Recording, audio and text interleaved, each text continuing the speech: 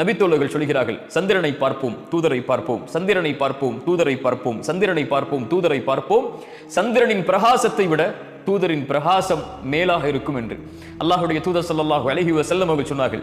இந்த துன்யாவில் 3 விஷயங்கள் விருப்பத்திற்குரியது. ஒன்று பெண்கள், ஹலாலான முறையில் அல்லாஹ் திருமணம் முடித்து வாழ தகுதியாக கொடுத்த பெண்கள். இரண்டாவது, அல்லாஹ்வுடைய தூதர் ஸல்லல்லாஹு அலைஹி வஸல்லம் சொன்னார்கள், நறுமண பொருட்கள். மூன்றாவது, தொழுகை, அது என் கண்ணின் குளிர்ச்சி என்று அல்லாஹ்வுடைய தூதர் ஸல்லல்லாஹு அலைஹி வஸல்லம் அவர்கள் சொன்னார்கள். அல்லாஹ்வுடைய தூதர் ஸல்லல்லாஹு அலைஹி வஸல்லமுடைய ஆடை, அல்லாஹ்வுடைய தூதர் ஸல்லல்லாஹு அலைஹி வஸல்லமுடைய முடி, இதை வரலாறுகளில் படித்து பாருங்கள். எவ்வளவு அழகிய தோற்றத்தில் தங்களை ஆக்கிக் கொள்ள முடியுமோ அவ்வளவு அழகிய தோற்றத்தில் மனிதர்களுக்கு முன்னால் அல்லாஹ்வுடைய தூதர் தங்களை ஆக்கிக் கொள்வார்கள். ஆடை அலங்கரிப்பதை அல்லாஹ்வுடைய தூதர் ஒருபோதும் விளக்கியதில்லை, தன்னை நபி என்பதால்.